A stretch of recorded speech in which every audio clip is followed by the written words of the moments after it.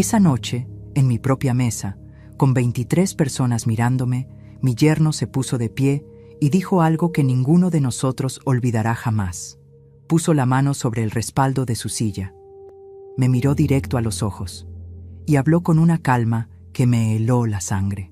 Patricia, quiero el divorcio, quiero la casa, los ahorros, todo lo que hay aquí. Y tú vas a tener que buscar dónde vivir, porque la vieja ya no cabe en este espacio. Mi hija, sentada exactamente a su lado, no se movió ni un centímetro. Nadie habló. El pavo a medio cortar, los vasos todavía llenos. Y yo me quedé sentada, completamente tranquila, con las manos juntas sobre la falda. Lo miré fijamente, saqué un sobre que tenía oculto y lo puse sobre la mesa. Te equivocas, Rodrigo. El que se va de aquí hoy mismo eres tú. Abre el sobre. Él se rió, pensando que era una broma. Pero cuando lo hizo, la sonrisa se le quedó congelada en la cara. Bienvenidos al canal Memorias de Patricia. Antes de comenzar, cuéntanos desde dónde nos estás viendo. Acompáñanos en esta historia que te llegará al alma. Y si llegaste hasta aquí, quiero pedirte algo antes de seguir. Si aún no estás suscrito a este canal, hazlo ahora. Deja tu me gusta en este video, porque me ayuda a saber que hay alguien del otro lado escuchando. Y cuéntame algo. ¿Desde qué ciudad me estás viendo? Escríbelo en los comentarios. Me sorprende cada vez que veo hasta dónde llegan estas palabras.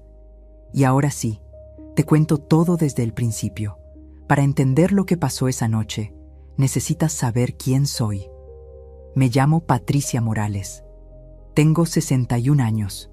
Vivo en la misma ciudad donde nací, en la misma colonia donde crecí, jugando en calles de tierra que con los años se fueron asfaltando, igual que muchas cosas en mi vida que antes eran sencillas y después se volvieron más complicadas. Fui maestra 30 años. 30 años de entrar a un salón de clases antes de que terminara de amanecer, de tomar la tiza con estas manos que ahora se ponen frías cuando el miedo llega, de repetir sumas, palabras y lecciones hasta que los niños más difíciles, los que nadie creía capaces de aprender, comenzaban a leer. Eso era lo que me hacía levantarme cada mañana. No el dinero, que nunca fue mucho en esta profesión. No el reconocimiento, que llega tarde o no llega. Era ese momento preciso en que un niño entendía algo que antes no podía entender. Esa chispa en los ojos, ese instante en que ves como algo dentro de una persona se abre de repente. Eso no tiene precio, y lo digo con todo el corazón. Me jubilé hace 3 años, y aunque al principio la rutina sin clases me pesó mucho, porque yo no sabía bien qué hacer con tanto silencio en las mañanas, fui encontrando mis propios tiempos. Me levanto a las 6:30, aunque ya no tenga que hacerlo. El cuerpo no entiende de descansos cuando ha vivido tanto tiempo con horarios fijos. Abro las cortinas de la cocina, pongo a calentar el agua para el té. Nunca me gustó el café, aunque eso a todos alrededor mío les parece cosa de otro mundo. Y salgo al patio a revisar mis plantas. Tengo begonias, helechos, una maceta de albahaca que uso para cocinar, y una bugambilia que Ernesto plantó el año que nos casamos, justo al lado de la barda de piedra. Esa bugambilia sobrevivió sequías, heladas y un invierno particularmente cruel en el que pensé que no volvería a verla florecer. Pero floreció, cada noviembre, sin falta. Cada vez que la veo, pienso que hay cosas que resisten aunque nadie las cuide como merece. Ernesto murió hace 8 años, un infarto. Rápido, como él era para todo, sin despedidas largas ni palabras de más. Una noche estaba en su sillón viendo el partido, con los pies sobre el banquito y el refresco en la mano, y al día siguiente ya no estaba. Yo no tuve tiempo de derrumbarme. Tuve que hacerme cargo de todo, los trámites, la casa, las deudas pequeñas que él dejó sin resolver, la póliza del seguro que nadie me explicaba bien, y sobre todo, de Valeria. Valeria es mi hija, la única. Tenía 29 años cuando perdió a su padre, y aunque ya era adulta, la vi quebrarse de una manera que nunca olvidé. Valeria siempre fue sensible, desde pequeña. Lloraba con las películas, con los animales callejeros, con las noticias de gente que no conocía.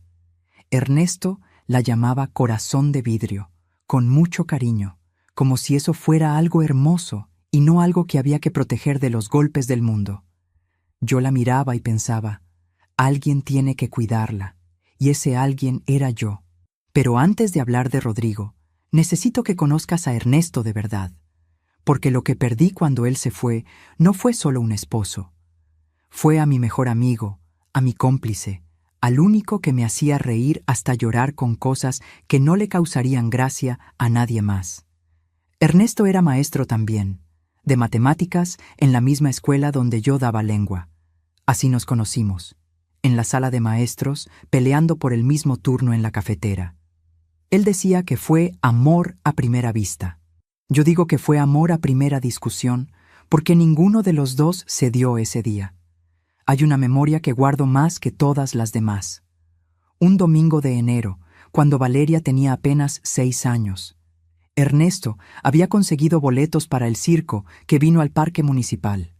Nada lujoso, una carpa mediana, animales amaestrados, un payaso que Valeria no pudo soportar y que la hizo esconderse detrás de mí durante todo el número. Pero al final de la función, cuando apagaron las luces y encendieron miles de pequeñas luces de colores en el techo de la carpa, Valeria levantó la cara y se quedó con la boca abierta. Y Ernesto me tomó la mano sin decir nada. Ese silencio fue suficiente para todo. Esa clase de recuerdos son los que uno carga durante años sin darse cuenta. Y son los que duelen más cuando algo los amenaza. Ella no sabía aún que el hombre que había construido esos recuerdos con ella ya no estaba, y que alguien más había llegado dispuesto a borrar hasta las paredes donde esas memorias vivían. 2 años después de que Ernesto murió, Valeria me presentó a Rodrigo. Rodrigo Fuentes. 34 años entonces. Bien parecido, de esos que saben cómo llegar a un lugar y hacer que todos los miren sin hacer nada especial. Hablaba mucho, reía fuerte, siempre tenía un proyecto entre manos. Iba a poner un negocio, iba a comprar un terreno, iba a hacer esto y lo otro y aquello de más allá. Valeria lo miraba como si fuera lo más grande que le había pasado en la vida. Y yo quise verlo igual. Al principio fue fácil. Rodrigo era atento. Me traía fruta cuando venía a comer los domingos. Me ayudaba a cargar cosas pesadas sin que yo pidiera. Llegaba puntual. Llamaba a Valeria si ella llegaba tarde. Tenía esos gestos pequeños que hacen que una madre piense que su hija eligió bien. Lo que no noté, o lo que no quise notar, fue lo que había detrás de todo eso. Que ninguno de sus proyectos llegaba a ningún lado. Que siempre había una razón externa para el fracaso. El mercado, los socios, el momento equivocado, y que cada vez que necesitaba algo, la conversación terminaba de la misma manera. Patricia, tú no podrías...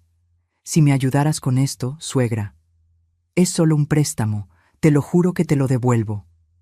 Le pagué el último año de carrera universitaria. Valeria me lo pidió llorando, diciéndome que si él se quedaba sin terminar, lo perdería todo. Yo dije que sí, porque vi a mi hija llorar y no pude decir que no. Después el negocio. Me pidieron 120,000 pesos para arrancar una distribuidora de materiales de construcción. Firmé lo que me pidieron que firmara. La distribuidora nunca levantó como prometían, y nadie me volvió a mencionar el dinero. Y yo seguí adelante, porque era la madre, porque era lo que había que hacer. Ella no sabía aún que esa generosidad que yo llamaba amor, él la consideraba una deuda que yo tenía con él, y no al revés. Tenía un sueño guardado desde hacía muchos años. Algo que Ernesto y yo planeamos juntos y que nunca llegamos a cumplir. Un viaje a España. No por turismo, sino porque los abuelos de Ernesto eran de un pueblo pequeño de Galicia y él siempre quiso ver ese lugar con sus propios ojos, tocar esas piedras viejas, entender de dónde venía parte de lo que él era. Cuando Ernesto murió, ese sueño quedó detenido, pero yo lo seguí cargando. Con el tiempo lo fui haciendo más mío también. Empecé a ahorrar poco a poco, de las clases de regularización que daba en las tardes, del aguinaldo, de lo que sobraba al final de cada mes. Era poco, pero era mío, y era honesto, y representaba años de levantarme cuando no quería levantarme. Esos ahorros estaban en una cuenta que solo yo manejaba. Eso creía yo. Ella no sabía aún que Rodrigo llevaba meses investigando esa cuenta, que ya sabía exactamente cuánto había en ella, que los documentos que un día me pidió que firmara para trámites del negocio tenían cláusulas que yo, confiada, no leí con cuidado. Pero en ese diciembre yo no lo sabía. Ese diciembre yo estaba feliz. Preparaba la Navidad con la misma energía de siempre. El ponche con tejocotes y guayabas que hacía desde que Valeria era chica, y me jalaba la manga del delantal para pedir que le sirviera otro vaso. El nacimiento que acomodaba pieza por pieza, con esa paciencia que 30 años frente a un salón de clases me enseñaron. Las flores de Nochebuena que compré en el mercado porque las prefiero naturales, con sus hojas rojas de verdad, no de ese plástico brillante que no huele a nada. La casa olía a canela, a cera de vela, a chocolate caliente disuelto en leche. Y yo, en medio de todo eso, me sentía en el lugar más seguro del mundo. No imaginaba lo que se estaba preparando. Todo empezó 3 días antes de Navidad, un miércoles en la tarde. Yo estaba doblando manteles en la sala, los de lino bordado que uso solo para las fiestas grandes, cuando sonó el teléfono. Era Consuelo. Consuelo es mi comadre de 40 años. La mujer que me conoce desde que las dos teníamos el cabello negro y los hijos corrían descalzos por los patios. Trabajó más de 20 años en el registro público del distrito. Conoce trámites, conoce papeles, conoce a las personas que manejan esos papeles. Es una mujer de pocas palabras y de ningún drama innecesario. Solo habla cuando tiene algo importante que decir. Cuando escuché su voz ese miércoles, supe de inmediato que algo pasaba.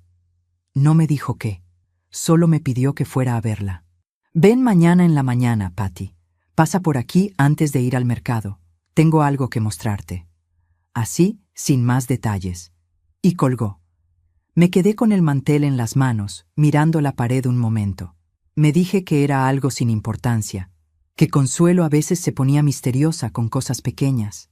Quizás quería mostrarme algo del catálogo de plantas que las dos habíamos platicado de comprar juntas para regalar en la cena, o algún chisme del registro que se le había pegado de los años de trabajo y que le costaba soltar. Me convencí sola de que no era nada. Esa noche cené con Rodrigo y Valeria como todos los días. Rodrigo estaba de buen humor, hablando de sus planes para el año nuevo, de un contacto que le había prometido trabajo, de cómo el negocio iba a despegar en enero, que enero era el mes correcto para arrancar. Siempre decía lo mismo de cada enero. Valeria lo escuchaba con esa sonrisa suya, asintiendo despacio. Yo servía el arroz y pensaba en Consuelo. Me fui a dormir tarde. Revisé la lista de lo que faltaba comprar para la cena del 24. Aceitunas, nuez, más velas blancas, el mantel de repuesto por si el principal no alcanzaba. Anoté todo en el cuaderno pequeño que uso para la cocina. Pensé si los primos de Ernesto iban a llegar desde el norte o si ese año faltarían de nuevo. Me dormí con el cuaderno encima del pecho. A la mañana siguiente me levanté antes de las 6. Me puse el abrigo beige que uso para salir temprano, el que tiene el botón del cuello que nunca termino de coser bien, pero que tampoco cambiaría, porque lo compré con Ernesto en el tianguis de ropa de los domingos, cuando todavía íbamos juntos los fines de semana a buscar cosas sin buscar nada en particular. Preparé el té. Bebí 2 tazas parada en la cocina, mirando la bugambilia desde la ventana. Estaba tranquila, completamente tranquila. Me imaginé que iba a llegar a casa de Consuelo, que íbamos a platicar un rato, que me mostraría algo sin importancia, y que yo seguiría al mercado a buscar las aceitunas y el mantel, y regresaría a casa a tiempo para terminar de adornar la sala. Cerré la puerta de la calle con llave. Me detuve un segundo en la banqueta, sin saber bien por qué. Miré la fachada de mi casa, la pintura ocre que Ernesto y yo elegimos juntos cuando la compramos, el jardín delantero con los helechos en los macetones de barro, la ventana del cuarto donde Valeria creció y donde todavía guardo sus cosas, aunque ya no viva aquí. 32 años viviendo en esa casa. 32 años de cumpleaños, de llantos, de cenas de domingo, de discusiones pequeñas y de abrazos grandes. 32 años de Ernesto y de mí construyendo algo que valía la pena. La miré unos segundos, sonreí sin que nadie me viera, y caminé hacia la calle. Iba pensando en los adornos que faltaban poner, en llamarle a mi cuñada para confirmar cuántos iban a ser de su lado, en si los buñuelos de ese jueves iban a quedar mejor que los del año pasado. Iba con el espíritu tan liviano como si nada en el mundo pudiera torcerse. No sabía que en ese momento había un sobre esperándome en casa de Consuelo. No sabía lo que había dentro de ese sobre. Y no sabía que la Patricia que cerró esa puerta con llave esa mañana y caminó hacia la calle con su lista del mercado en la bolsa, ya no iba a volver a ser la misma. Iba caminando hacia algo que lo iba a cambiar todo, y lo hacía con una sonrisa. La calle de Consuelo queda a 20 minutos caminando desde mi casa. Lo sé porque la he caminado cientos de veces, en días de lluvia, en días de calor, en días en que no tenía ganas de pensar y caminar era lo único que me ayudaba. Conozco cada grieta del pavimento, cada árbol que se inclina sobre la banqueta, cada perro que ladra detrás de una reja sin ganas de convencer a nadie. Es un camino que se me ha metido en los pies como la memoria de algo que no hace falta recordar porque simplemente está. Ese jueves en la mañana el frío era seco, del que pega en la cara sin avisar. El tipo de frío que no da tiempo de prepararse, que entra por las mejillas antes de que uno termine de abrir la puerta. Me subí el cuello del abrigo beige y caminé despacio, sin apuro. Tenía tiempo de sobra. La lista del mercado podía esperar. Iba a ver a Consuelo, y con Consuelo el tiempo siempre se estira de una manera que no pasa con nadie más. El barrio estaba lleno de adornos de Navidad. En casi todas las fachadas había guirnaldas de colores, estrellas de latón colgadas en los portones, algunas casas con figuras iluminadas que de noche se ven desde lejos. En la esquina de los Gutiérrez había un nacimiento de barro pintado que ponían cada año desde que yo tenía memoria, con el niño Dios ya colocado aunque faltaran semanas para Nochebuena. Me gustan esos adornos. Me recuerdan que la gente, aunque le cueste, sigue queriendo celebrar, que a pesar de todo, siguen apostando por la alegría como si fuera una obligación moral y no un lujo. Pasé por la panadería de don Heriberto y me detuve un momento en la vitrina. Los polvorones ya estaban listos, acomodados en cajitas de papel de china roja. El olor a manteca y azúcar glass se salía por la rendija de la puerta. Ernesto los adoraba. Cada año compraba 2 cajitas, aunque yo le decía que no éramos tantos y que siempre sobraban. Él decía que sobraban porque yo no los comía suficiente. Y tenía razón, aunque nunca se lo dije. Me gustaba verlo comerlos, desmoronarse entre los dedos y dejar un rastro blanco en la pechera de su suéter. Me gustaba esa versión de él, despistada, feliz, sin nada que demostrar. Sonreí sola en la banqueta y seguí caminando. Pensé en la cena del 24, en los primos que iban a llegar el día anterior y a quienes tenía que acomodar en el cuarto de huéspedes. En si el mantel largo iba a alcanzar para la mesa extendida, o si iba a tener que poner 2 juntos y disimular la costura con el centro de flores. En si Valeria iba a traer el postre ese año, o si, como los últimos 2, iba a llegar con las manos vacías y una disculpa que sonaba más a excusa que a otra cosa. En si yo iba a tener ánimo para poner la música de siempre, o si este año me iba a conformar con el silencio. No pensé en Rodrigo. Me di cuenta de eso después, con mucha claridad. Que en todo ese camino hacia casa de Consuelo, Rodrigo no me pasó por la mente ni una sola vez. No porque lo hubiera borrado con esfuerzo, sino porque ya no ocupaba espacio en los pensamientos cotidianos. Como una presencia que uno deja de notar cuando lleva demasiado tiempo en el mismo lugar. Cuando llegué a la calle de Consuelo, noté algo que en ese momento no supe interpretar. Una camioneta gris estaba estacionada frente a su casa. Modelo reciente, sin calcomanías, sin lodo en las llantas, con esas placas que parecen recién puestas. Del tipo que usa gente que no vive en ese barrio. No porque el barrio sea malo, sino porque esa camioneta era del tipo que no se estaciona en ningún lado sin tener un propósito. Y la ventana del conductor estaba apenas abierta, como si alguien hubiera estado adentro hace poco y no hubiera terminado de cerrarla. como si hubiera salido con prisa y no con descuido. Miré la camioneta un segundo. Luego miré la casa de Consuelo.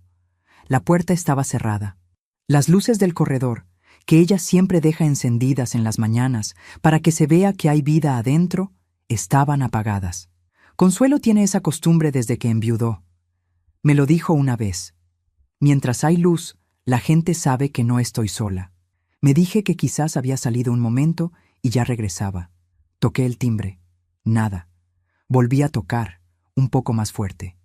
La cortina del ventanal de la sala se movió apenas. Solo un instante, el tiempo de una respiración.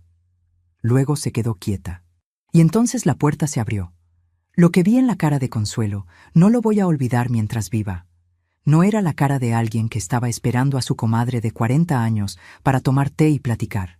Era la cara de alguien que acaba de ver algo que no debería haber visto. La cara de quien ya sabe demasiado y está cargando ese peso sin que nadie se lo pidiera. Estaba pálida, no del frío. Pálida de adentro, de ese color que se pone la piel cuando la sangre se retira de golpe porque el susto es verdadero. Hay una diferencia entre el pálido del cansancio y el pálido del miedo genuino. El segundo no tiene remedio con café ni con descanso. Ese era el de Consuelo. Me agarró del brazo antes de que yo pudiera decir una palabra. No me dijo hola, no me preguntó cómo había llegado, no hizo ninguno de los gestos de siempre. El abrazo, el beso en la mejilla, el «pásale que ya puse el agua». Solo tiró de mi brazo hacia adentro de la casa con una fuerza que no le conocía, cerró la puerta de un jalón y echó el seguro con manos que le temblaban. Las dos manos, como si una sola no fuera suficiente para mantener afuera lo que fuera que ella estaba manteniendo afuera. Consuelo nunca echa el seguro de día. Me empujó suavemente hacia el pasillo de la cocina. «Ven, atrás, rápido». Le pregunté qué pasaba. No me respondió. Caminó delante de mí hacia la cocina con pasos cortos y rápidos, los de alguien que quiere apurarse sin hacer ruido. Se asomó por la ventana pequeña que da al callejón trasero, miró hacia los dos lados, volvió a mirarme y señaló la alacena grande que ella tiene junto al refrigerador. La alacena donde guarda el arroz, los frijoles, las latas de conserva y los chiles secos que cuelga en racimo desde el verano. «Métete ahí adentro». Me quedé paralizada. «Consuelo». «¿Qué?» «Patricia». Su voz era un susurro, pero sonaba como un grito, como cuando alguien baja la voz porque no puede subirla y entonces el silencio mismo se convierte en urgencia. «Métete ahí adentro y no hagas ruido. Te lo explico después. Confía en mí». Hay momentos en la vida en que uno hace cosas que en ninguna otra circunstancia haría. Yo me metí a esa alacena porque vi en los ojos de Consuelo algo que no dejaba espacio para preguntas. No era miedo de película. No era el susto de un ruido inesperado, ni la angustia de una mala noticia. Era el miedo real de alguien que sabe que el daño es posible y está muy cerca. El miedo de quien ya calculó las salidas y encontró que son pocas. Me acomodé como pude entre los costales de arroz y las latas. Doblé las rodillas, recargué la espalda en el estante y me hice lo más pequeña que pude. Consuelo cerró las puertas de madera, dejando apenas una rendija de luz, delgada como un hilo. Escuché sus pasos alejarse hacia la sala, lentos pero resueltos. El corazón me latía en los oídos. Olía a hoja de laurel y a canela en raja. Olores de cocina buena, de casa de toda la vida, de domingo y de familia. En cualquier otra situación me habrían dado calma. Me habrían llevado a algún recuerdo dulce. En ese momento eran el único punto fijo al que me podía aferrar mientras esperaba sin saber qué estaba esperando. A veces los olores son lo único que nos ancla cuando el resto del mundo se vuelve incomprensible. Pasaron quizás 3 minutos. Luego escuché la puerta principal abrirse y escuché su voz. No pude respirar. Era Rodrigo. Entró hablando, sin pausa, con esa manera suya de llenar el espacio desde que llega, como si el aire de los cuartos le perteneciera. Esa manera de entrar que yo siempre interpreté como confianza y que en ese momento, desde la oscuridad de esa alacena, Empecé a leer de otra forma. Consuelo, ya llegué. Perdón por el retraso. El tráfico en la avenida estaba imposible. Hubo una pausa. ¿Vino alguien? La voz de Consuelo sonó perfectamente tranquila. Tan tranquila que si yo no hubiera visto sus manos temblando minutos antes, no habría notado nada. Nadie. ¿Por qué? Me pareció ver movimiento en el corredor cuando llegué. Era yo, que andaba acomodando cosas. Pásale. Escuché pasos. 2 pares de pasos. El de Rodrigo y otro que no reconocí. Pasos firmes, de zapatos de cuero, del tipo que hace ruido porque quiere hacer ruido. Alguien más había entrado con él. Se sentaron en la sala. Consuelo tenía la sala justo al lado de la cocina, separada por una pared delgada. Podía escuchar todo. Cada palabra, cada pausa, cada crujido del sillón de bejuco, donde Consuelo siempre sienta a las visitas. La voz desconocida habló primero. ¿Ya tiene los documentos que le pedí? Era una voz de hombre. Formal, medida. Del tipo que usa traje aunque no tenga que usarlo. Del tipo que ha aprendido a hablar de cierta manera porque sabe que las palabras también son poder. Consuelo dijo algo que no alcancé a entender bien. Hubo un ruido de papeles. El sonido específico de alguien que pone una carpeta sobre una mesa. Rodrigo habló. ¿Cuánto tiempo más necesitamos para que todo esté limpio? Limpio. Esa palabra me detuvo el aliento. La voz formal respondió. Si la señora firma esta semana, el registro tarda máximo 10 días hábiles. Antes de que termine el año, la propiedad ya estaría a nombre de usted. La propiedad. Mi cerebro tardó un segundo en conectar las palabras. La propiedad. Mi casa. La casa que Ernesto y yo pagamos durante 16 años. La casa donde nació Valeria. La casa de la bugambilia en la entrada que planté desde semilla. Estaban hablando de mi casa. El corazón me empezó a latir tan fuerte que por un momento pensé que lo iban a escuchar. Rodrigo habló de nuevo, y esta vez su voz tenía un tono que yo no le conocía, o que sí le conocía, pero que nunca había escuchado tan claro, sin los filtros de los domingos de comida y los cumpleaños y los regalos de Navidad, sin la capa de normalidad que lo volvía invisible. Era el tono de alguien que está haciendo negocios. ¿Y si ella se niega a firmar? La voz formal. Técnicamente, con los documentos que usted ya tiene, la firma de la señora Patricia no sería necesaria en todos los pasos. Los poderes que ella firmó en su momento nos dan margen suficiente. Pero sería más limpio si ella firmara voluntariamente. Menos ruido, menos posibilidades de impugnación. Los poderes que ella firmó. Cerré los ojos dentro de esa alacena oscura. Los poderes. Años atrás, Rodrigo me había pedido que firmara unos papeles. Me dijo que eran para un crédito que él iba a gestionar, que necesitaba un aval que lo respaldara, que era puro trámite, cosa de una firma. Puso los papeles sobre la mesa de mi cocina junto con una taza de café que él mismo había servido, y yo los firmé. No los leí bien. No los leí del todo. Tenía confianza. Tenía 48 años y llevaba 10 siendo su suegra, y no se me ocurrió, ni por un segundo, que un hombre que comía en mi mesa todos los domingos y decía gracias al final de cada comida, estuviera construyendo una trampa con mi propia firma. Rodrigo volvió a hablar. Valeria ya sabe lo que tiene que saber. Le dije que la casa siempre fue un problema entre su mamá y yo, que Patricia nunca nos dio espacio, que necesitamos empezar solos. Silencio. ¿Y ella lo cree? Valeria cree lo que yo le digo. Siempre lo ha hecho. Algo dentro de mí se rompió en ese momento. No fue un ruido. No fue una sensación dramática. Fue como cuando se afloja el último nudo de algo que llevaba mucho tiempo atado. Frío, lento, definitivo. Como una cerradura que cede después de años de estar forzada y lo único que se escucha es el clic discreto de algo que ya no tiene remedio. Rodrigo siguió hablando. Patricia tiene una cuenta de ahorros. No mucho, pero suficiente. Con lo de la casa y lo de esa cuenta, nos alcanza para arrancar sin deber nada a nadie. La cuenta, mi cuenta, el dinero de España. Los 3 años trabajando lejos, mandando todo lo que podía, ahorrando en una libreta que guardaba en el cajón del buró. Los años de clases vespertinas, el doble turno que le pedía a la directora porque necesitaba más. Los aguinaldos guardados en lugar de gastados. Los meses de no comprarme nada, ni un vestido, ni una salida, para que hubiera algo al final. Algo mío. Algo que nadie me pudiera quitar porque lo había construido sola, con tiempo, con renuncia, con paciencia. El hombre formal habló. ¿Y si ella hace un escándalo?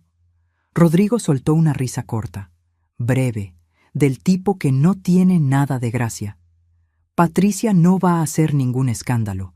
Es maestra jubilada, vive sola, no tiene con quién pelear. ¿Va a llorar? ¿Va a hablar con el cura? ¿Va a quedarse callada? Porque eso es lo que hacen las mujeres como ella. Son demasiado buenas, demasiado confiadas, demasiado acostumbradas a resolver las cosas con silencio. Por eso, siempre les pasa esto. Pausa. Ese es su problema. Necesito que entiendas lo que sentí en ese momento. No fue llanto. El llanto es para cuando uno todavía tiene esperanza de que el dolor no sea tan grande como parece. El llanto es para cuando uno todavía no sabe bien lo que está pasando, cuando el cuerpo llora porque no tiene otro lenguaje para lo que no comprende. Yo ya sabía exactamente lo que estaba pasando. Lo que sentí fue otra cosa. Frío. Un frío que empezó en el centro del pecho y se fue extendiendo hacia las manos, hacia la garganta, hacia los ojos. Un frío que no quema sino que aclara, que no paraliza sino que ordena, como cuando amanece después de una noche muy larga y de repente todo se ve con una nitidez que de día normal no tienes. El tipo de claridad que solo llega cuando ya no hay nada más que perder. 30 años enseñando me habían dado algo que Rodrigo no calculó. Paciencia. Y la paciencia, cuando se convierte en determinación, es la cosa más peligrosa del mundo. No hace ruido, no advierte, simplemente actúa. Con muchísimo cuidado, sin hacer el menor ruido, sin mover ni un costal, sin rozar ninguna lata, metí la mano al bolsillo del abrigo beige. Saqué el teléfono. La pantalla brilló un segundo en la oscuridad de la alacena. La apagué con la palma de la mano antes de que la luz se filtrara por la rendija de madera. Abrí la aplicación de notas de voz. Di clic en grabar. Y esperé. Rodrigo seguía hablando. El divorcio lo anuncio en la cena de Navidad, frente a todos. Así ella no tiene cómo reaccionar sin quedar como la loca de la situación. La gente siempre le da el beneficio de la duda al que habla primero y habla tranquilo. Eso lo aprendí de ella misma, la verdad, de tanto verla dar clases. El hombre formal. Está bien pensado. Rodrigo. Lo llevo un año pensando. Un año entero. Mientras yo ponía la bugambilia en el jardín de entrada, mientras preparaba el ponche de diciembre con los tejocotes y la guayaba, mientras le preguntaba cómo le había ido en el trabajo y escuchaba sus respuestas sin saber que eran mentira, mientras le servía el caldo de los domingos con el epazote que él prefería, él llevaba un año construyendo esto. Ladrillo por ladrillo, documento por documento, mentira por mentira. Y yo no lo vi. O sí lo vi, y elegí no verlo, porque ver ciertas cosas significa que ya no puedes fingir que no sabes. Y hay una comodidad extraña en el no saber, aunque sea falsa, aunque te cueste todo al final. No iba a volver a fingir nada. El teléfono siguió grabando. Necesito detenerme un momento aquí, antes de contarte lo que pasó después. Porque mientras me escuchas, pienso en cuántas personas hay del otro lado en este momento, que también le dieron todo a alguien, todo su tiempo, toda su confianza, toda su generosidad, toda su paciencia, y recibieron exactamente esto a cambio. Personas que firmaron papeles en los que confiaban. Personas que dijeron que sí porque nunca se les enseñó que podían decir que no. Personas que fueron demasiado buenas, demasiado confiadas, y que cargaron con eso como si fuera un defecto. Si tú también viviste algo parecido, escríbemelo en los comentarios.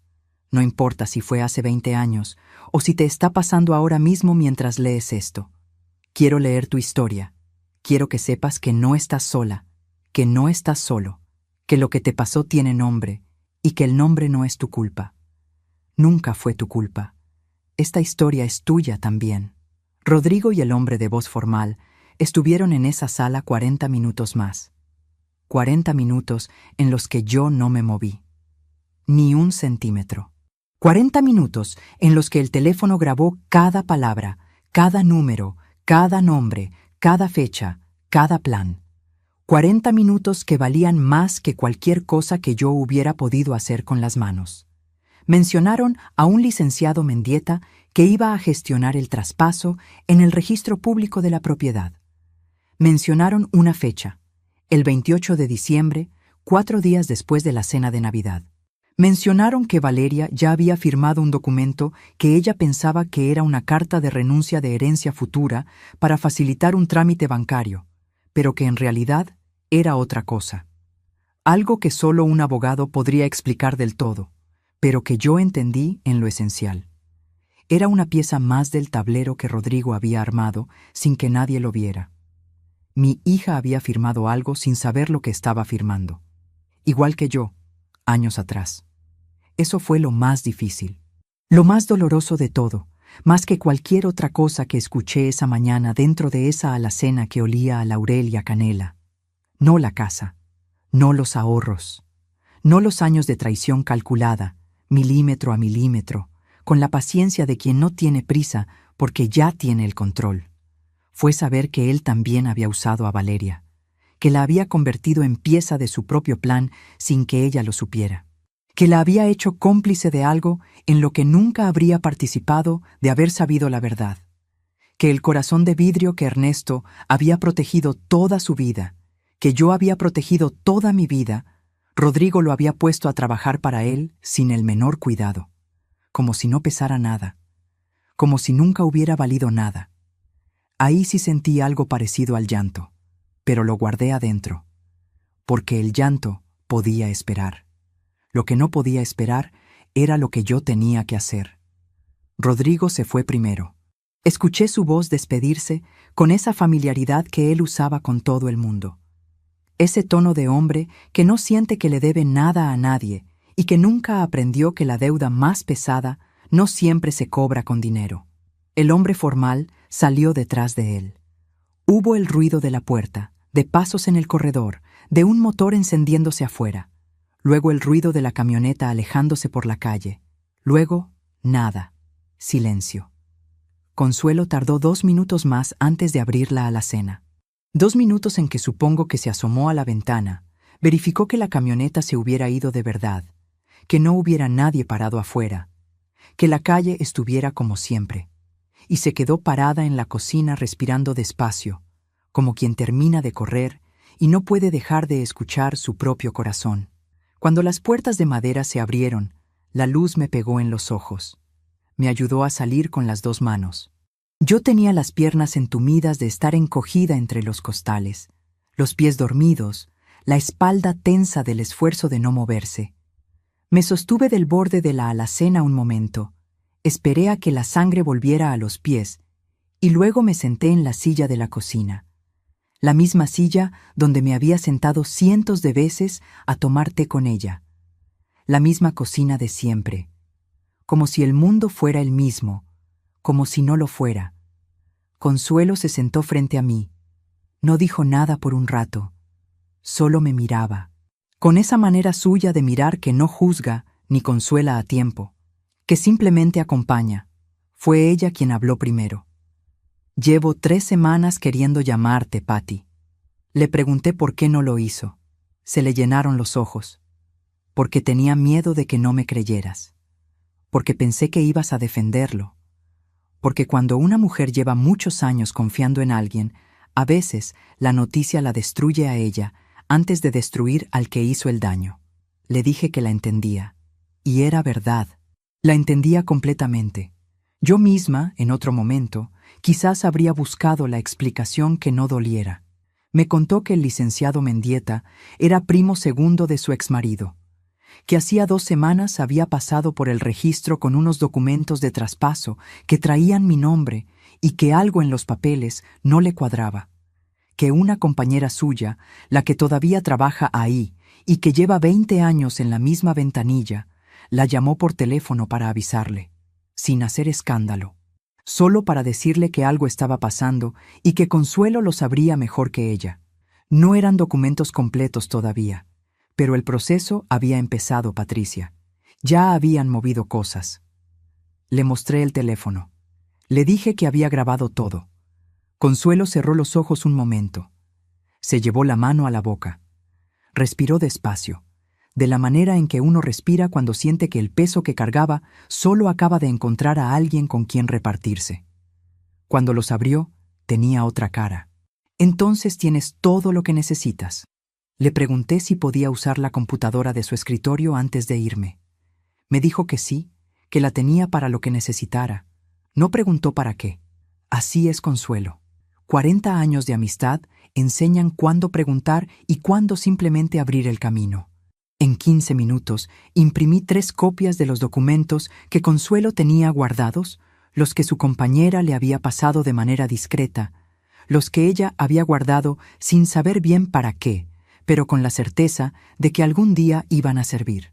Los doblé con cuidado, en tercios, y los metí en el fondo de mi bolsa, debajo de la cartera y del cuaderno de la lista del mercado. Salí de casa de Consuelo diferente de como entré. No era la misma mujer que había caminado esa mañana mirando los polvorones en la vitrina de don Heriberto y sonriendo sola en la banqueta. Era otra, con los mismos zapatos, el mismo abrigo beige, el mismo frío seco en la cara, pero con algo dentro que se había reorganizado en silencio, como cuando acomodas los muebles de un cuarto y de repente todo cabe mejor y hay más espacio para moverte. No era alivio, todavía no, era otra cosa. Era claridad. Caminé hacia el mercado. Compré las aceitunas y el mantel. Saludé a la señora del puesto de especias como cualquier jueves. Elegí las velas blancas con el cuidado de siempre. Metí todo en la bolsa de tela que cargo desde hace años. Nadie que me vio ese jueves en la mañana habría dicho que algo estaba pasando. Eso también lo había aprendido en 30 años de salón de clases, que la calma no es ausencia de tormenta. Es la decisión de no dejar que la tormenta se te vea en la cara hasta que tú decidas. Es el control que nadie te puede quitar porque vive adentro. Desde el mercado fui directo a casa de Remedios. Remedios Castañeda es mi amiga de toda la vida. Nos conocemos desde la escuela normal, desde cuando las dos teníamos 19 años y estudiábamos para ser maestras, y compartíamos el mismo miedo de pararnos frente a un grupo de niños por primera vez. Ese miedo que luego se convirtió en oficio, y el oficio en vocación, y la vocación en identidad. Nos hicimos maestras juntas, nos casamos en años seguidos, lloramos juntas las pérdidas que una no puede llorar sola. Enterramos a nuestros esposos con pocos años de diferencia y seguimos de pie las dos, aunque a veces de pie signifique cosas distintas para cada quien. Si hay una persona en el mundo que me conoce de verdad, es Remedios. Llamé a su puerta a las 11:15 de la mañana. Cuando abrió y me vio la cara, no me preguntó qué pasaba. No dijo, «Ay, ¿qué te pasó?», ni puso esa cara de susto que hace que uno tenga que consolar al que lo consuela. Solo se hizo a un lado para dejarme pasar. Con la naturalidad de alguien que sabe que lo que importa no es la puerta, sino lo que hay después de ella. Nos sentamos en su comedor. Ella puso agua a calentar sin que yo pidiera nada. Sacó 2 tazas, el azúcar, las cucharitas, el mantel de cuadritos que tiene desde siempre. Y se sentó frente a mí con esa manera suya de escuchar que consiste en no interrumpir nunca, en no completar las frases del otro, en dejar que las palabras lleguen a donde tienen que llegar sin meterle prisa. Le conté todo, desde los papeles que firmé años atrás sin leerlos bien, desde los 120,000 pesos que nunca volvieron y que yo había dejado ir porque hacer ruido me parecía peor que perder el dinero, desde la llamada de Consuelo, desde la alacena, desde el olor a laurel y a canela. Desde cada palabra que yo había grabado en ese teléfono mientras estaba escondida entre costales de arroz y latas de conserva, sin moverme, sin respirar fuerte, escuchando cómo alguien planeaba quitarme lo que era mío. Remedios escuchó todo sin moverse. Cuando terminé, Se quedó callada unos segundos, los suficientes. Luego dijo, ¿Valeria sabe algo de esto? Le dije que no. Que Valeria había firmado documentos sin entender lo que firmaba, igual que yo.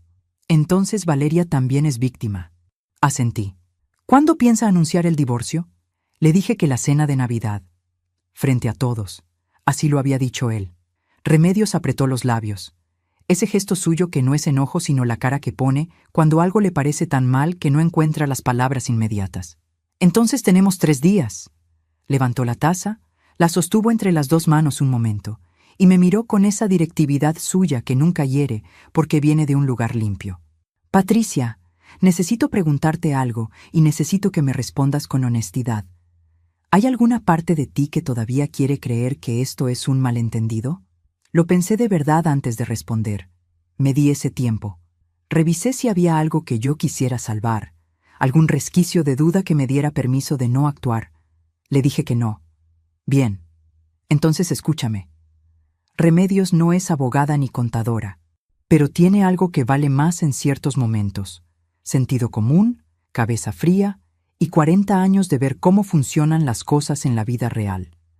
El tipo de inteligencia que no viene de los libros, sino de haber resuelto problemas reales con recursos reales y sin que nadie te aplauda al final. Me dijo lo primero que no debía hacer: confrontar a Rodrigo, ni ese día ni al siguiente. Si él sabía que yo sabía, iba a mover todo lo que pudiera antes de que yo tuviera tiempo de protegerme. La ventaja era mía, solo mientras él creyera que yo no sabía nada. Lo segundo que no debía hacer: hablar con Valeria todavía. No porque Valeria no mereciera saber la verdad, sino porque Valeria se lo iba a decir a Rodrigo sin querer. No por maldad. Por ese mismo corazón de vidrio que la hacía incapaz de guardar algo que la lastimara adentro, sin que se le notara afuera. Lo tercero, y esto lo dijo con mucha claridad y sin rodeos, era que yo necesitaba hablar con un abogado ese mismo día.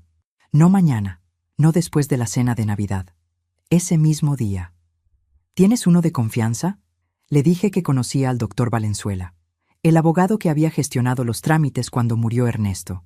Un hombre mayor, discreto, de los que quedan pocos, de los que no necesitan anunciarse porque su trabajo habla por ellos. Llámalo ahora.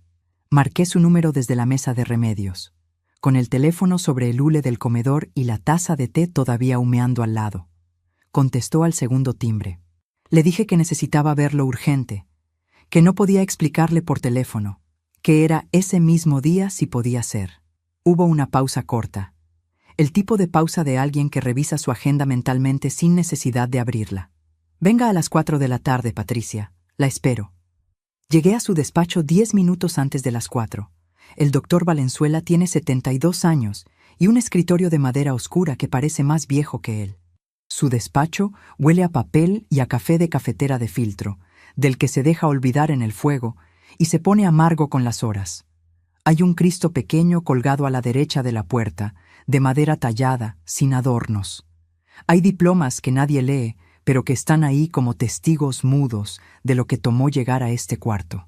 Hay pilas de expedientes que de alguna manera él siempre encuentra sin buscar, con esa familiaridad de quien conoce sus cosas mejor de lo que uno creería posible. Es un hombre que habla despacio y mira directo, del tipo que no desperdicia palabras porque entiende que cada una tiene un peso y un lugar. Cuando entré me dio la mano como si nos hubiéramos visto la semana pasada, aunque habían pasado 3 años. Siéntese, Patricia, cuénteme. Le conté, esta vez más organizada que con Remedios. El camino desde casa de Consuelo hasta ese despacho me había dado horas para ordenar los hechos, ponerlos en secuencia, separarlos de lo que sentía. Empecé por los documentos de los poderes, luego los 120,000 pesos, luego la llamada de Consuelo, luego la grabación, los datos concretos primero. El resto podía esperar. Cuando mencioné la grabación, él levantó la mano apenas. Un gesto pequeño, preciso. ¿La tiene consigo? Saqué el teléfono y le puse la grabación en la bocina del despacho. El audio sonó diferente en ese cuarto. Más real, si eso es posible. Más concreto. La voz de Rodrigo llenando el silencio de ese escritorio de madera oscura, como si fuera la sala de Consuelo de nuevo. El doctor Valenzuela escuchó con los codos sobre el escritorio y los dedos juntos frente a la boca, sin moverse, sin interrumpir ni una sola vez. Cuando terminó el audio, se quedó mirando el teléfono un momento como si todavía estuviera escuchando algo que los demás ya no podíamos oír. Esta grabación es válida como elemento de prueba en este contexto, porque usted estaba presente en el espacio donde ocurrió la conversación. No la comparta por ningún medio digital todavía. Haga 2 copias físicas y guárdelas en lugares separados. En su casa una, la otra fuera. Saqué los documentos que había imprimido en casa de Consuelo y los puse sobre su escritorio. Las 3 copias dobladas en tercios, con los pliegues todavía marcados del bolso. Los revisó despacio, hoja por hoja, con una calma que en cualquier otra persona me habría desesperado, pero que en él me daba seguridad. La calma de quien ha visto suficientes papeles como para saber dónde mirar sin que se le escape nada. Levantó la vista. Los poderes que usted firmó tienen un alcance significativo. Sin embargo, hizo una pausa y acomodó los papeles con cuidado, dejándolos alineados en la esquina del escritorio. Hay algo que el señor Rodrigo no consideró. Me quedé quieta. La propiedad que usted habita tiene un estatus especial desde el fallecimiento de su esposo. Al momento del deceso, quedó registrada bajo una modalidad de protección familiar que en este estado impide su transmisión sin un proceso judicial específico. Ese proceso requiere tiempo, requiere notificación formal a usted y requiere una audiencia. No pueden transferirla en 10 días hábiles. No pueden transferirla en 2 meses sin que usted sea notificada oficialmente y tenga derecho a responder. Lo miré. ¿Está seguro? Completamente. Lo que ellos tienen en mano no es suficiente para completar el traspaso. Necesitarían más documentos, más firmas, más pasos, y para obtener todo eso tendrían que pasar por instancias donde usted ya puede aparecer con todo lo que me acaba de traer. Sentí algo raro en el pecho. Algo que tardé unos segundos en reconocer porque llevaba horas sin sentirlo. Porque el día entero había sido tensión y frialdad y determinación, y no había dejado espacio para otra cosa. Era alivio. Un alivio pequeño, mezclado todavía con miedo y con rabia y con tristeza. Pero real, presente, mío. El doctor Valenzuela tomó una hoja en blanco y empezó a escribir mientras hablaba, con esa letra apretada y ordenada de quien aprendió a escribir cuando eso todavía importaba. Lo que vamos a hacer es esto, dijo el doctor Valenzuela. Usted ya firmó la protección de la propiedad. Ahora, no diga nada. Deje que él crea que tiene el control. Si él planea hacer ese anuncio en la cena de Navidad, deje que lo haga. En ese momento, usted le entregará esta notificación legal y la transcripción de la grabación que hicimos. Cuando hay 23 testigos presentes, un hombre como Rodrigo no tiene dónde esconderse. El impacto social lo destruirá antes de que llegue al juzgado. Me entregó la hoja con los pasos escritos a mano, numerados, sin adornos. ¿Y la cuenta de ahorros? Mañana a primera hora va al banco, sola, sin decirle a nadie. Cambia los accesos y añade una restricción de disposición que requiera su firma física para cualquier retiro mayor. Lleve su identificación y el comprobante de domicilio. No tardará más de 1 hora. Y cuando llegue, no explique nada que no le pregunten. Anoté todo en el cuaderno pequeño que traía en la bolsa. El mismo cuaderno de pasta azul donde había escrito la lista del mercado esa mañana. Aceitunas, nuez, velas blancas. Y ahora esto. Las 2 cosas en la misma hoja, con la misma letra, porque la vida no separa lo ordinario de lo urgente de la manera que uno quisiera. Antes de levantarme, le pregunté algo que me había estado pesando desde la alacena de Consuelo y que no había podido decirle a nadie todavía. Le pregunté qué iba a pasar con Valeria. El doctor Valenzuela me miró con esa calma suya que no es frialdad, sino algo más parecido a la honestidad que no necesita adornos ni suavizarse para ser dicha. Eso depende de Valeria y de lo que ella decida hacer cuando sepa. Lo que usted puede hacer es protegerla también desde ahora.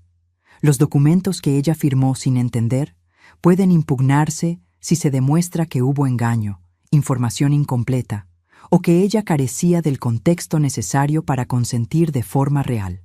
Y con lo que usted tiene, eso se puede demostrar. Salí de su despacho a las 6:10 de la tarde. El frío ya era el de las noches de diciembre, ese que entra diferente al del mediodía, más pesado, más quieto, con olor a pino y a humo de leña de las casas que todavía cocinan con fogón. Las luces de los adornos navideños ya estaban encendidas en las fachadas. Las mismas estrellas de latón, las mismas guirnaldas que había visto esa mañana. Pero de noche, todo se ve distinto. La misma calle y otro mundo. Y antes de contarte lo que pasó cuando llegué a casa esa noche, necesito preguntarte algo. ¿Desde qué ciudad o país me estás escuchando en este momento? Escríbemelo en los comentarios.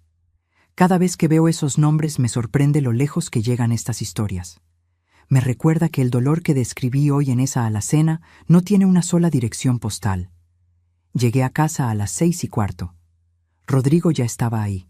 Estaba sentado en la sala viendo el televisor con los pies sobre la mesita de centro, que era un hábito que a mí siempre me molestó y que nunca le dije nada porque elegía mis batallas, porque pensé que había batallas más importantes, porque pensé que guardar paz en lo pequeño era sabiduría.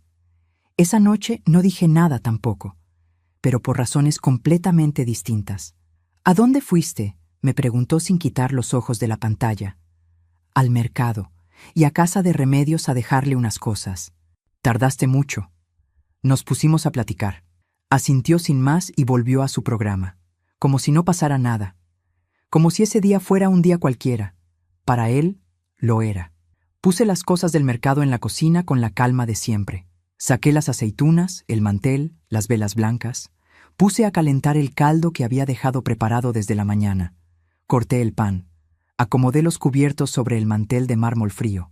Todo en orden, todo en su lugar. Como cualquier jueves. Valeria llegó 20 minutos después, con el ruido de llaves y la voz de siempre. Ese saludo corto y cariñoso que echa al aire sin mirar todavía a nadie. Cenamos los tres alrededor de esa mesa que yo había comprado con Ernesto 32 años atrás, cuando la elegimos juntos en una tienda del centro, y Ernesto dijo que era demasiado cara, y yo dije que iba a durar toda la vida, y los dos teníamos razón. Rodrigo habló de sus planes para el año nuevo, del contacto que le había prometido trabajo, del negocio que iba a repuntar en enero, del viaje que estaban pensando hacer en el verano, como si hubiera un verano planeado de manera normal, esperando al otro lado de todas las cosas que yo sabía. Los mismos temas de siempre, con las mismas palabras de siempre, con la misma seguridad de quien siente que el piso está firme bajo los pies. Yo lo escuché. Lo miré comer. Lo miré servirse más caldo sin preguntar. Lo miré reírse de algo que él mismo dijo, esa risa corta de quien se divierte con su propio ingenio. Y pensé, llevas un año planeando quitarme mi casa. Llevas un año usando a mi hija. Llevas un año sentado en esta misma mesa comiendo el caldo que yo preparo, durmiendo bajo el techo que Ernesto y yo construimos con años y con sacrificio, y sonriendo como si no debieras nada a nadie. Como si todo esto fuera tuyo ya. Lo pensé todo sin que se me moviera un músculo de la cara. En un momento, mientras Valeria estaba en la cocina sirviendo más pan, Rodrigo me miró y dijo algo que en cualquier otra noche yo habría escuchado de una sola manera. Patricia, esta casa siempre fue demasiado grande para una sola persona. Lo dijo sin malicia aparente, con esa facilidad suya para decir las cosas más afiladas con tono de conversación, como si fuera una observación casual surgida de la nada, de ver las paredes, de calcular los metros cuadrados con los ojos. Pero yo ya sabía lo que era. Era un ensayo. Estaba probando cómo sonaba la frase antes de usarla en la cena del 24, midiendo el espacio que dejaba en el aire, viendo cómo yo reaccionaba cuando la escuchaba sin preparación. Lo miré directamente, sin apartar los ojos. Tiene razón, le dije. Por eso me alegra tanto tenerlos aquí. Sonrió. Una sonrisa tranquila, satisfecha. No supo que yo también acababa de ensayar algo. Que también yo acababa de probar cómo sonaba una frase antes de que llegara el momento de usarla de verdad. Esa noche, cuando apagué la luz del cuarto y me quedé sola en la oscuridad, El cansancio me cayó encima de golpe. No el cansancio del cuerpo, que ese lo aguanto desde hace años, y ya le perdí el miedo. El otro, el de cargar todo un día adentro, sin dejar que se vea nada afuera. El de actuar con calma cuando por dentro hay un río que corre. Me permití 2 minutos. 2 minutos de tener los ojos abiertos en la oscuridad y sentir todo lo que no me había permitido sentir durante el día. El miedo, la tristeza que todavía no había encontrado su forma exacta, la rabia que seguía ahí, quieta, sin irse, como brasa que no necesita llama para seguir caliente. La imagen de Valeria, firmando papeles que no entendía con esa confianza suya de siempre, la misma que Ernesto y yo cuidamos tanto y que Rodrigo había puesto a trabajar sin el menor reparo. La voz de Rodrigo en la grabación diciendo, son demasiado buenas, demasiado confiadas, ese es su problema. 2 minutos. Luego tomé el cuaderno de la mesita de noche.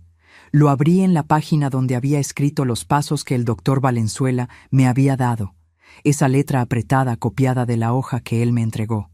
Los leí una vez, los leí otra vez, los cerré y pensé en la bugambilia, en cómo sobrevivió la sequía del año pasado cuando no llovió en semanas y yo pensé que no iba a salir de ella, en cómo sobrevivió la helada del invierno anterior, que mató las plantas de los vecinos y a ella la dejó quieta un mes antes de volver a florecer como si nada, en cómo cada noviembre, sin que nadie le pidiera nada ni le prometiera condiciones favorables, florecía de todas formas, con la misma insistencia silenciosa de siempre. Algunas cosas resisten aunque nadie las cuide como merecen, aunque las dejen a la intemperie, aunque no les pregunten si tienen fuerzas. Me quedé dormida con eso en la cabeza. El 23 de diciembre, a las 10 de la mañana, el doctor Valenzuela envió una notificación formal al licenciado Mendieta. No era una carta amenazante, no era un grito. Era un documento de 2 páginas, redactado con la precisión de alguien que lleva 40 años haciendo esto, informando que la señora Patricia Morales contaba con representación legal activa, que la propiedad en cuestión estaba bajo protección registral reforzada desde el día anterior, y que cualquier intento de continuar el proceso de traspaso sería respondido con las acciones legales correspondientes. También mencionaba la grabación. No la transcribía. No la adjuntaba, solo la mencionaba. Eso fue suficiente. Me enteré de lo que pasó después por el doctor Valenzuela, que me llamó a las 11:30 de la mañana mientras yo estaba en la cocina preparando el ponche. Me dijo que el licenciado Mendieta había llamado a su despacho 20 minutos después de recibir el documento, que su voz no era la misma voz formal del hombre que yo había escuchado en casa de Consuelo, que había pedido una reunión urgente para hablar del asunto. Le pregunté al doctor Valenzuela qué le había respondido.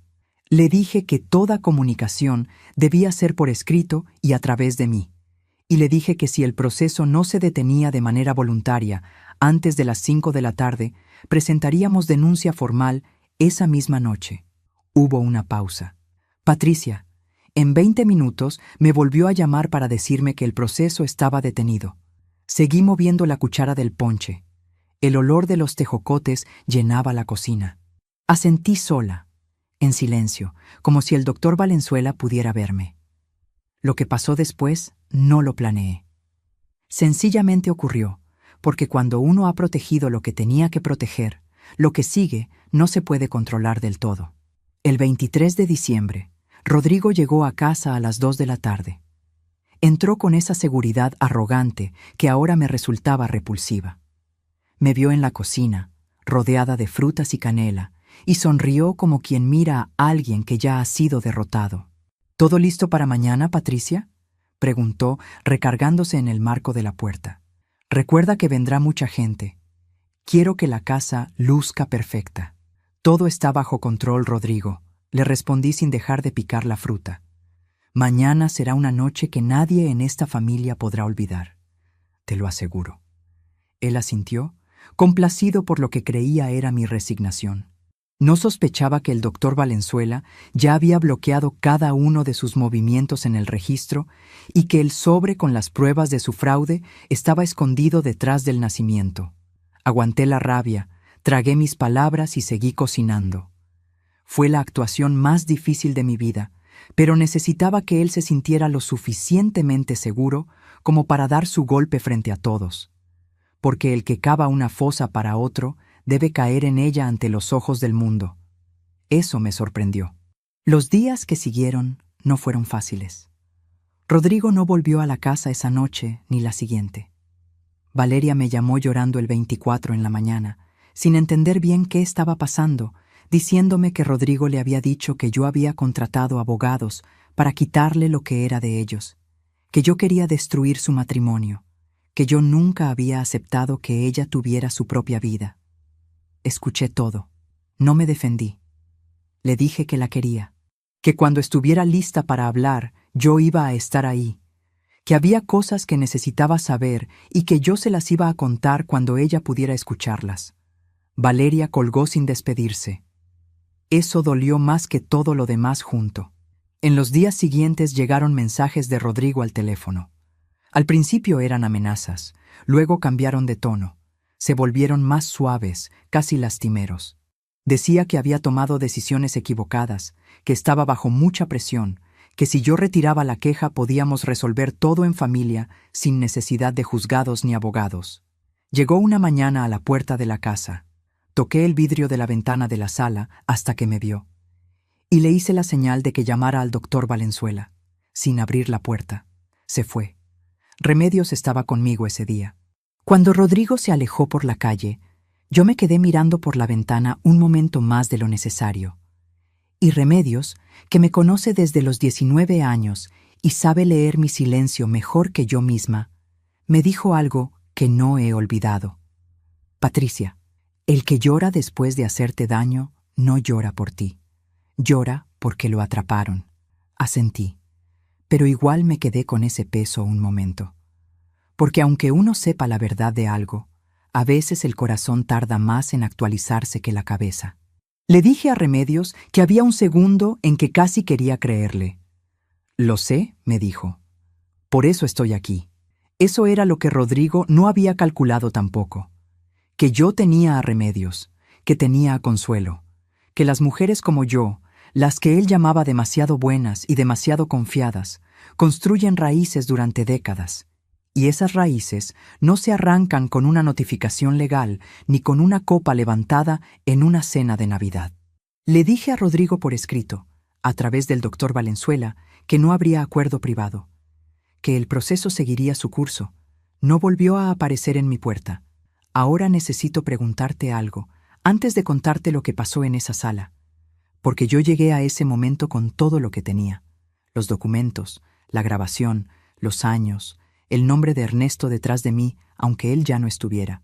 Y aún así, la noche antes de la audiencia, me senté en la orilla de la cama y me pregunté si de verdad iba a poder entrar a ese cuarto y sostener todo lo que sabía frente a alguien que durante años se sentó en mi mesa. Si tú estuvieras en mi lugar, en ese momento exacto, ¿entrarías a esa sala? ¿O todavía buscarías una salida que no lastimara a nadie, aunque eso significara perderte a ti misma? Escríbemelo en los comentarios. Necesito saber qué habrías hecho. La audiencia fue el 16 de enero. Una sala pequeña en el edificio del juzgado familiar. Paredes de color crema viejo, sillas de metal con cojines gastados, una mesa larga con micrófonos que nadie encendía del todo bien. Nada parecido a lo que uno ve en las películas, pero con todo el peso del mundo adentro. Llegué con el doctor Valenzuela 20 minutos antes. Consuelo llegó a las 9 en punto, con un folder azul marino bajo el brazo y esa cara suya de persona que ha pasado 20 años en el registro público y no le tiene miedo a ningún papel. Rodrigo llegó con su abogado. Un hombre joven, de corbata nueva, que entró mirando el teléfono y no lo guardó hasta que la mediadora le pidió que lo hiciera. Nos sentamos en lados opuestos de la mesa. La primera en hablar fue la mediadora, una mujer de unos 50 años con voz tranquila y mirada que no perdía detalle. Explicó el proceso, los tiempos, los derechos de cada parte. Lo hizo con una claridad que se agradece cuando uno está en ese lado de la mesa. Le tocó hablar al abogado de Rodrigo primero. Argumentó que los poderes firmados por mí años atrás eran válidos y suficientes para gestionar el proceso de traspaso, que mi esposo había dejado la propiedad en un estado legal ambiguo, que su cliente y mi hija, como pareja, tenían un interés legítimo en la propiedad familiar. Lo escuché sin moverme. El doctor Valenzuela tomó la palabra. Empezó con la protección registral. Explicó, con la misma calma con que me lo había explicado a mí en su despacho, con olor a café amargo, que la propiedad estaba bajo un estatus que impedía su transmisión sin proceso judicial notificado, que ese proceso no había ocurrido, que cualquier trámite adelantado sin esa notificación era jurídicamente nulo. El abogado joven intentó interrumpirlo 2 veces. La mediadora levantó la mano y él se calló. Luego el doctor Valenzuela habló de los poderes. Explicó que los documentos que yo había firmado tenían un alcance declarado específico, que no incluía facultades de disposición sobre bienes inmuebles, que eso era verificable con una lectura directa del texto, línea por línea. Sacó las hojas y las pasó a la mesa. Todos las miraron. El abogado joven las leyó, las volvió a leer. Miró a Rodrigo. Rodrigo miraba la mesa. Entonces el doctor Valenzuela mencionó la grabación. Dijo que existía un registro de audio de una reunión celebrada en domicilio particular, en presencia de la señora Patricia Morales, en la que se discutían con detalle los pasos del proceso de traspaso, los plazos y declaraciones explícitas sobre el estado de conocimiento y consentimiento de mi parte. La mediadora preguntó si ese registro estaba disponible para la audiencia. El doctor Valenzuela dijo que sí. El abogado joven pidió un receso. La mediadora lo concedió. 10 minutos. Salieron al pasillo. Los vi por el vidrio de la puerta. El abogado hablaba rápido. Rodrigo tenía los brazos cruzados y miraba el suelo. En un momento el abogado le dijo algo, y Rodrigo levantó la cabeza y me miró a través del vidrio. No le quité la vista. Él fue el primero en apartar los ojos.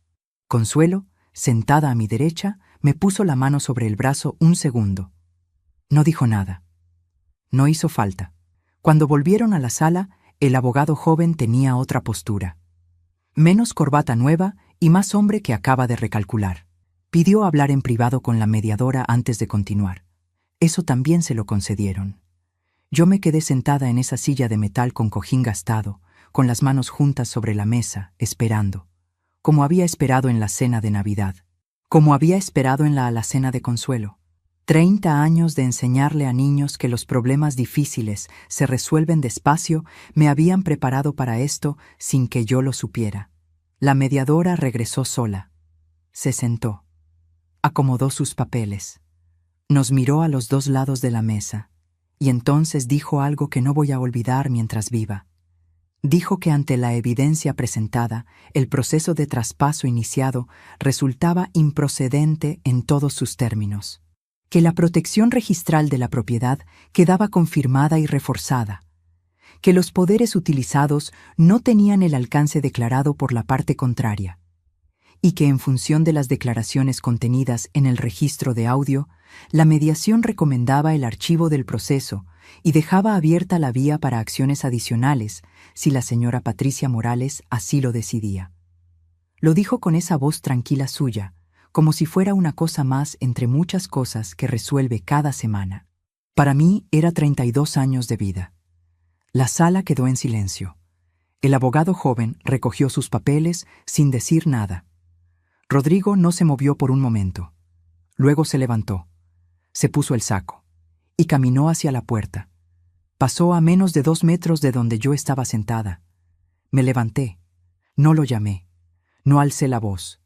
Solo me puse de pie en el momento justo en que él pasaba a mi lado y él se detuvo porque el movimiento lo sorprendió. Lo miré y en voz muy baja, tan baja que solo él pudo escucharme, le dije lo único que necesitaba decirle. Yo te creí todo. Durante muchos años te creí todo. Ese fue mi error. Hice una pausa. El tuyo fue creer que podías usar eso para siempre. Rodrigo me miró unos segundos. No había rabia en su cara. No había arrogancia. Había algo que no supe bien cómo nombrar en ese momento y que después, con el tiempo, identifiqué como la cara de alguien que acaba de entender que perdió algo que no va a recuperar. No la casa, no el dinero, sino la posibilidad de seguir siendo quien había pretendido ser frente a mí. No dijo nada.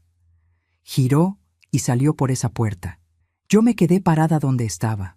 El doctor Valenzuela se acercó y me dijo algo en voz baja que en ese momento no escuché bien porque el ruido de mis propios pensamientos era demasiado. Consuelo me tomó del brazo, y entonces sí llegó el llanto. No el llanto del dolor, no el llanto de la derrota, el otro.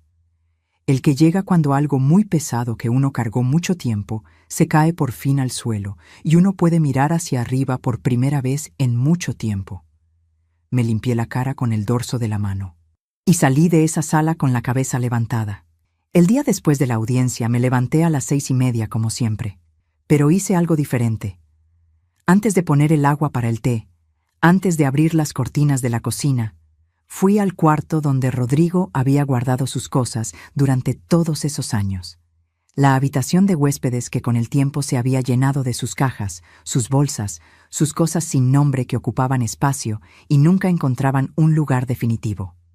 Abrí la puerta, entré y empecé a sacar todo, no con rabia, sin apuro, con la misma paciencia con que uno acomoda un salón de clases al principio del año, cuando todavía huele a pintura nueva y todo está por ocurrir. Metí las cosas de Rodrigo en cajas de cartón que había guardado en el cuarto de atrás. Las etiqueté con marcador negro. Las puse junto a la puerta principal. El doctor Valenzuela ya había gestionado que se las recogieran ese mismo día. Cuando terminé, la habitación estaba vacía. Me quedé parada en el centro unos minutos. Una habitación vacía puede ser dos cosas. Puede ser una pérdida o puede ser un espacio. Esa mañana, parada en ese cuarto con olor a polvo y a ventana cerrada hace tiempo, decidí que era un espacio. Abrí la ventana. El aire de diciembre todavía estaba frío, pero ya tenía ese algo distinto que tiene el aire cuando el año está a punto de cambiar. Entró despacio, movió las cortinas, y la habitación, que llevaba años siendo de otro, empezó a ser de nadie, y luego, de a poco, empezó a ser mía. Esa tarde vino Consuelo. Trajo tamales de su casa, de los que hace su cuñada con la receta de la abuela, que son los únicos tamales que yo conozco que tienen la masa exactamente del grosor correcto.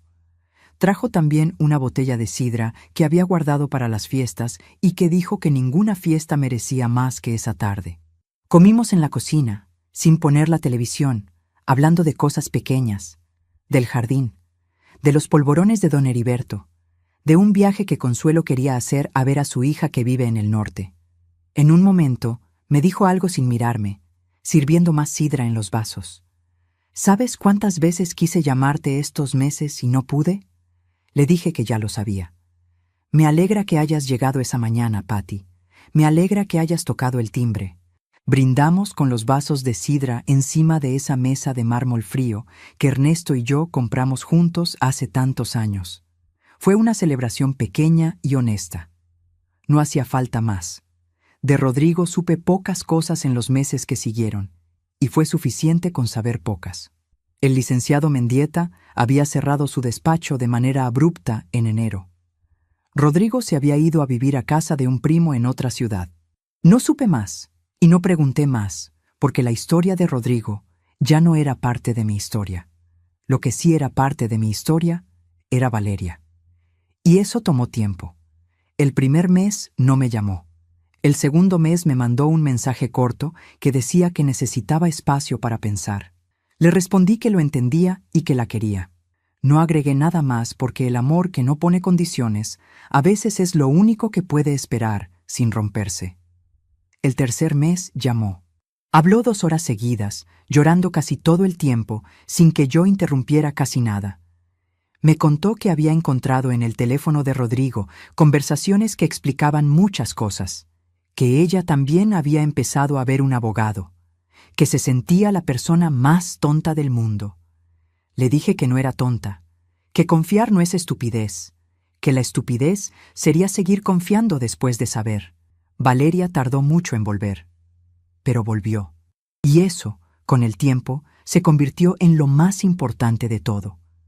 Los primeros meses no fueron de fiesta. Sería mentira decirte que me levanté de esa audiencia convertida en otra mujer, que el dolor se fue de golpe y que todo fue luz desde ese día. Las cosas no funcionan así. Y a los 61 años, una ya sabe que las cosas no funcionan así. Hubo noches difíciles. Una en particular, en febrero, cuando encontré en el cajón del buró una foto que yo no recordaba haber guardado ahí.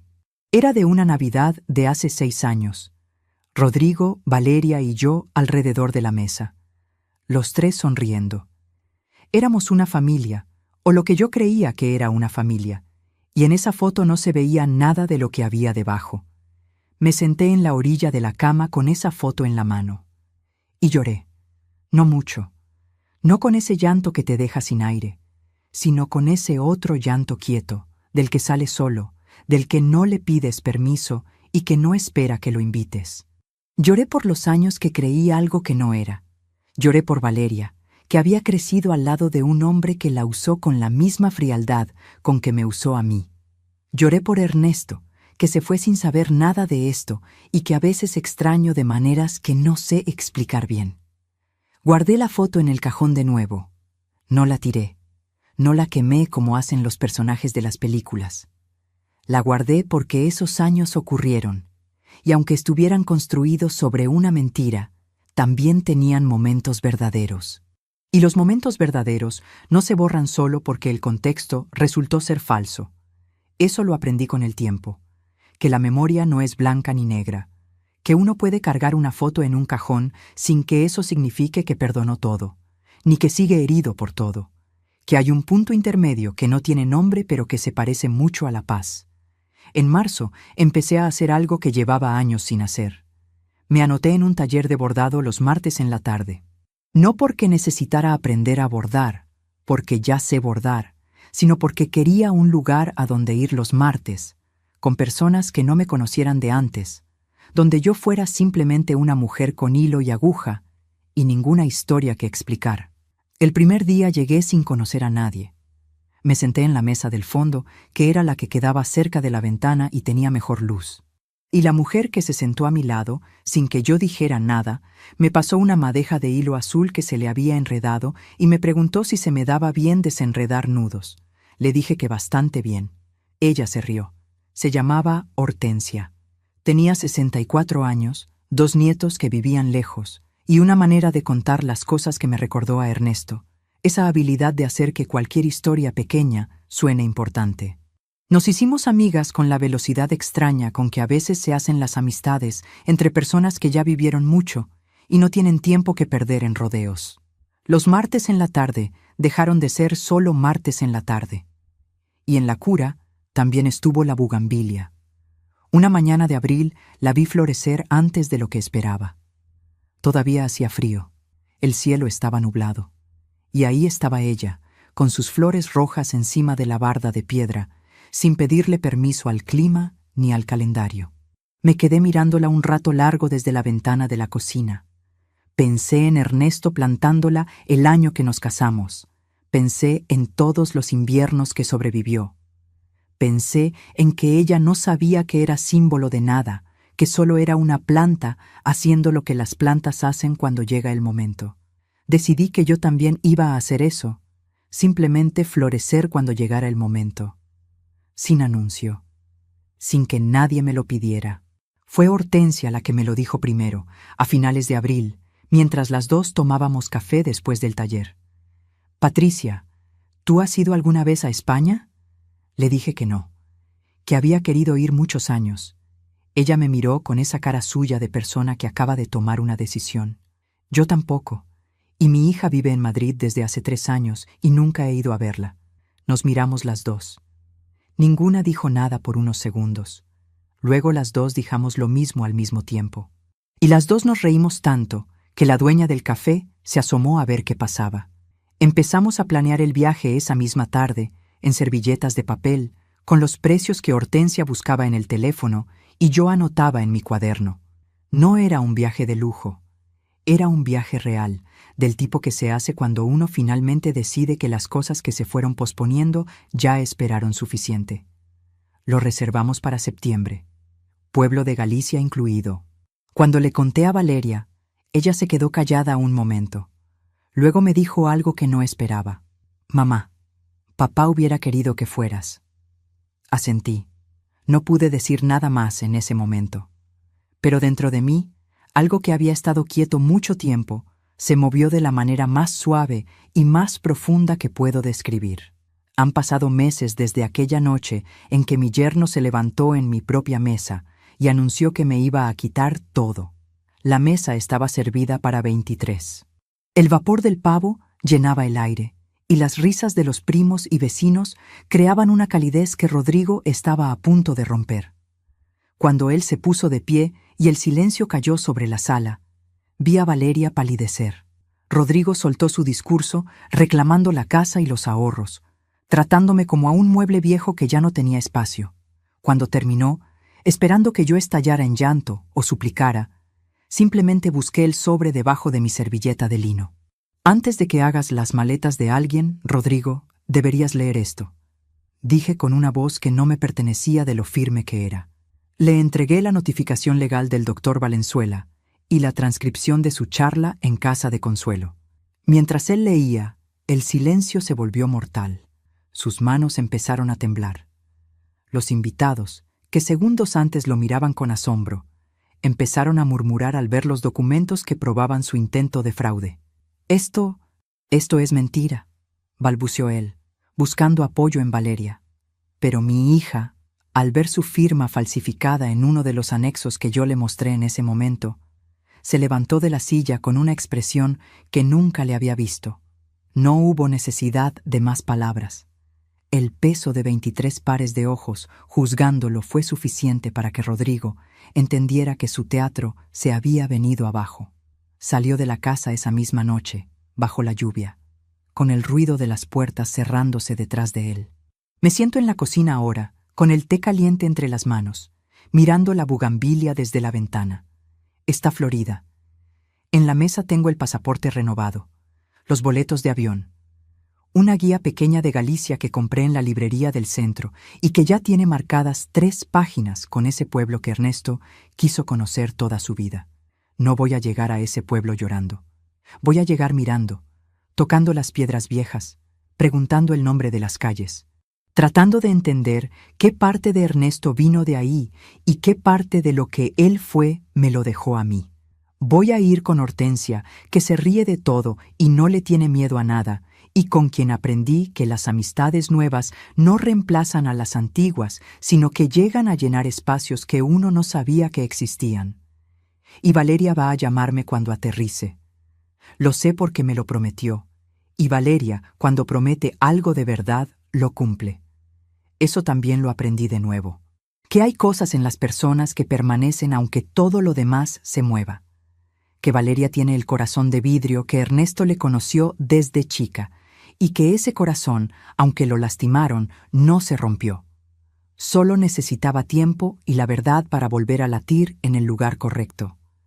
Si hay algo que aprendí de todo esto, algo que no me enseñaron en 30 años de salón de clases, ni en 32 años de matrimonio, ni en 8 años de viudez, es esto: que confiar no es el problema. El problema es confiar sin preguntarse nunca qué hay del otro lado de esa confianza, sin revisarla, sin protegerla. Confiar bien es un acto valiente. Confiar a ciegas durante demasiado tiempo, por amor o por miedo, o por no querer ver lo que ya estaba ahí, eso no es virtud. Es una puerta que uno deja abierta y que no todos los que entran merecen cruzar. Y aprendí que a los 61 años todavía se puede empezar de nuevo. No desde cero. Eso sería mentira, y yo no quiero contarte mentiras. Desde la experiencia, desde las raíces, desde los 30 años de tiza y salón de clases, y los tejocotes del ponche, y la bugambilia que florece aunque nadie se lo pida, y las amistades de 40 años que abren una alacena en el momento exacto en que una lo necesita. Desde todo eso se puede empezar. Y desde todo eso es mejor empezar, porque uno ya sabe qué cargar y qué dejar en el piso. La llave de la casa sigue colgada en el mismo gancho de siempre, junto a la puerta. Sigue siendo mía. Y yo sigo siendo yo. Si esta historia te llegó a algún lugar adentro, si en algún momento mientras me escuchabas sentiste que algo de lo que viví también lo has vivido tú, quiero pedirte algo.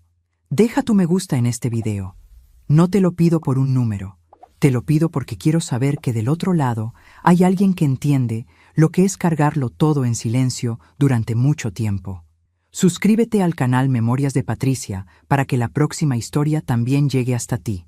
Y si conoces a alguien que necesita escuchar esto hoy, una amiga, una hermana, tu mamá, tu vecina, alguien que quizás todavía está dentro de esa alacena sin saber que puede salir, compártelo con ella. Porque a veces la historia de otra persona nos da el valor que a nosotros nos faltaba para abrir la puerta y caminar hacia afuera. Esta historia no termina aquí. La próxima ya está esperando.